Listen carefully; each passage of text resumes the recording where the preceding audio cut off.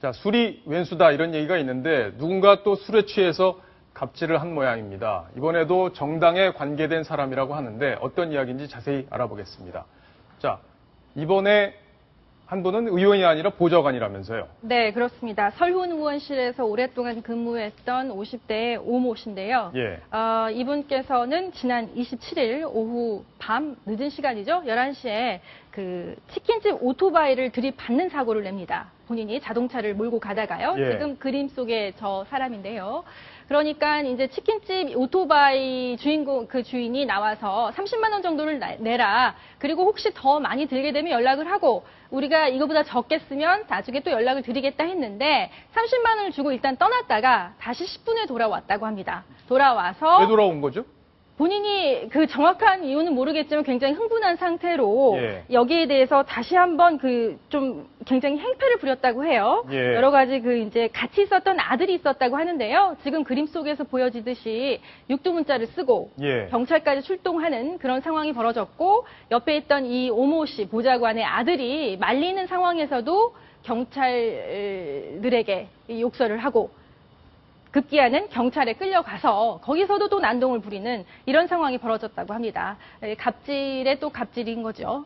어쨌든 보좌관들도 굉장히 좀 무서운 건 막강한 권력을 갖고 있는 건 맞는 것 같아요. 왜냐하면은 입법권을 사실상 행사하는 사람들이 보좌관이고 또 국정감사가 시작되면 각종 자료 요구들 이 보좌관들이 다 하기 때문에 경찰 입장에서는 상당히 또 좀 몸을 사려야 되는 그런 사람들이 아닌가 싶은데 이 설훈 의원 보좌관, 현장에서도 자기가 보좌관이라는 걸 좀 앞세웠다고 합니까? 어떻습니까?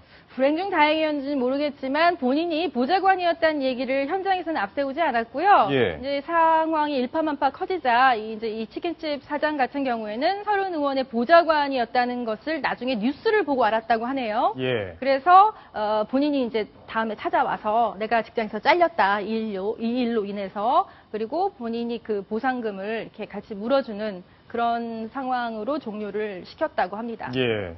자, 조수진 차장, 국회 네. 올해 출입하셨는데 실제로 보좌진들이 이렇게 좀 갑질을 하는 경우가 많이 있습니까? 예, 아무래도 이제 숫자가 많다 보니까 예. 이 특이한 행동, 예. 비판받을 행동으로 좀 무리를 일으키는 거 많죠. 그 한 기업체 얘기를 들어보니까요, 어느 한 중진 의원의 보좌관 한 사람은 그 자기 집안에 동생이 게임을 많이 하다가 휴대전화 비용이 너무 많이 나왔다고 예. 기업에다가 그 탕감을 좀 해줬으면 좋겠다. 그 기업 소속 상임위를 이용을 한 겁니다. 요금을 깎아달라? 예, 탕감을 해달라 해서 굉장히 무리를 빚은 적이 있고요. 또 지난해 같은 경우는 새누리당이 그 원내대표 명의로 보좌진 윤리의식 준수협조 요청서를 보내기도 했습니다. 최근 일부 보좌진이 피감기관과 민간기업의 부적절한 청탁 등으로 무리를 빚는 사례가 빈발한다는 보도가 나오고 있다. 예. 의정활동 지원에 매진할 수 있도록 도와달라. 이렇게도 보냈고요.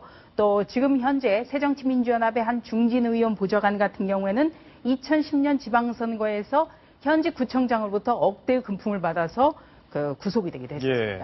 어쨌든 이번에도 또 새정치민주연합의 설훈 의원 보좌관이 지금 문제 논란의 대상이 된 건데 설훈 의원이 지난번에 왜 박 대통령의 연애 발언을 해서 또 논란이 됐었죠? 그렇죠. 지난번에 국회의장이 이제 여야 상임위원장들 소집해서 예. 세월호법으로 막혀있는 국회를 뚫어보자라고 한 자리에서 기자들이 있는 자리에서 아예 작정하고 대통령의 이른바 세월호 당일 7시간과 관련해서 한간의 의혹을 제기하면서 나는 대통령이 연애했다라는 그런 얘기를 나는 거짓말이라고 생각한다라고 예. 사실은 좀 의도적으로 보일 수 있는 그러한 발언을 꺼내서 대통령을 모욕했다라는 논란에 휩싸였는데 지금 그 보좌관이 공교롭게도 이런 사건에 연루돼서 그 보좌관의 그 의원의 그 보좌관 아니냐 예. 이런 얘기를 좀 듣게 됐습니다. 어쨌든 새정치민주연합이 을을 위한 정당이 되겠다고 이렇게 약속을 했잖아요. 저는 그 약속 자체가 진실성이 없다 이렇게 보진 않습니다. 굉장히 필요한 일이고 누군가는 그들의 이익을 위해서 일을 해줘야 된다 이렇게 생각이 되는데 이렇게 말과 행동이 다르다면 아마 국민들 또 유권자들 잘 믿지 않을 것 같습니다. 뭘 잘못했는지 먼저 자신을 진지하게 돌아보는 것부터 시작을 해야 될 것 같습니다.